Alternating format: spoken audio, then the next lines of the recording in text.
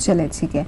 इस बीच आपको बता दें कि कल नई यूरिया पॉलिसी को कैबिनेट की मंजूरी मिली है और इसी पर बात करने के लिए हमारे साथ यूएस अवस्थी जुड़ रहे हैं, एमडी हैं इफको के। बहुत बहुत स्वागत है अवस्थी साहब आपका। सबसे पहला सवाल मेरा यही होगा कि जिस तरह से सीसीईए ने नई यूरिया पॉलिसी को मंजूरी दी है, क्या लगता है कितना फायदा होगा फर्टिलाइजिंग कंपनियों को, साथ ही किस तरह की ग्रोथ आप देख सकते हैं फर्टिलाइजर इंडस्ट्री का, जहां तक सवाल है देश में? नहीं, ये जो मंजूरी दी गई है पॉलिसी की, उसके कारण नए प्लांट लगने की काफी उम्मीद है।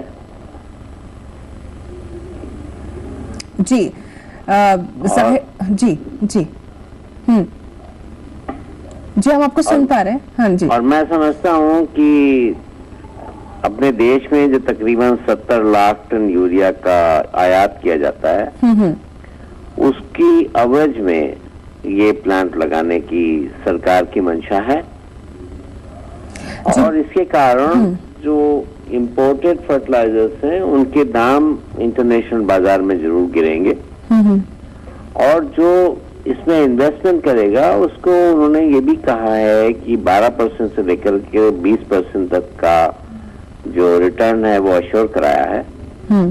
तो इस सर्कमस्टांसेस में जैसे इफको है तो हम इमीडिएटली अपना कलोल प्लांट शुरू करने जा रहे हैं, जो पिछले 4 साल से हम वेट कर रहे थे।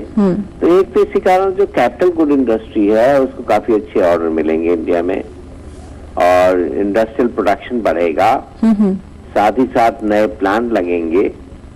और जहां ये नए प्लांट लगेंगे उसमें जरूर उन कंपनियों को ज्यादा फायदा होगा, पर एज ऑन टुडे इसका इंडस्ट्री पर फायदा नहीं है। अच्छा, जो 2008 की यूरिया पॉलिसी थी वो निवेशकों को उतना आकर्षित नहीं कर पाई थी, लेकिन इस बार उसमें कुछ बदलाव किए गए और नई यूरिया पॉलिसी को मंजूरी दी गई। जाहिर तौर पर जो हम आयात करते थे फर्टिलाइजर, उसकी कॉस्ट ज्यादा पड़ती थी। अगर प्लांट ज्यादा लगेंगे, प्रोडक्शन यूनिट्स बढ़ जाती हैं देश में, तो यूरिया की प्राइस पर अगर जो हम अपने खुद के देश में हम जिसका उत्पादन करेंगे उसकी प्राइस इंटरनेशनल मार्केट में कितनी कॉम्पिटेंट साबित होगी? नहीं, वो देखिए डिपेंड करेगा कि गैस की प्राइस, सरकार किस प्राइस पे गैस इंपोर्ट करती है आरएलएनजी के रूप में। लेकिन इफ इंडिया में यदि गैस का प्रोडक्शन बढ़ा और उसका प्राइस रीजनेबल रहा तो आज भी हम इंटरनेशनल प्राइस से करीब हाफ प्राइस पे प्रोडक्शन करते हैं कंट्री में जी। और यदि ये इसी तरीके गैस प्राइस रही तो हाफ प्राइस पे हम लोग जरूर करेंगे। ये गैस की प्राइस अकॉर्डिंगली बढ़ती है और उसकी प्राइस जो है कम्पिटिटिव नहीं रहती है तो हमारा प्राइस भी बढ़ेगा।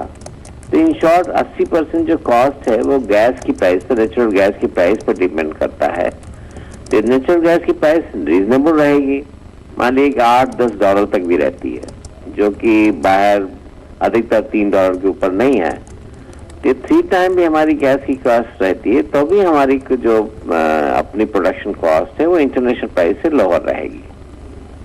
एक आखिरी सवाल आपसे मैं पूछना चाहूंगी, आपकी जो नई प्रोडक्शन यूनिट्स हैं, आप उसकी शुरुआत कहाँ होने वाली है, और इसके अलावा जो नई यूरिया पॉलिसी है उसके चलते आपको कितना फायदा मिलेगा जहां तक आपकी प्रोडक्शन यूनिट्स का सवाल है? देखिए, ऐसा एक हमारा प्रोजेक्ट ऑलरेडी कनाडा में चल रहा है तो वो तो ऑन रहेगा ही।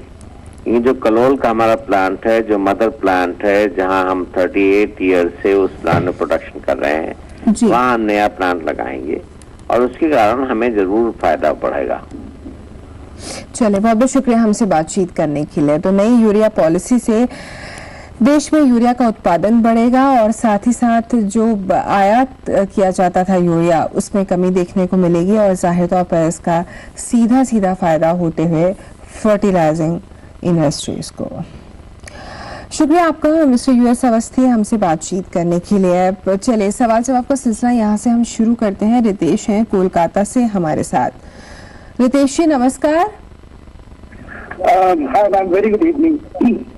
Good afternoon. Very good morning. मैं रितेश, दूसरी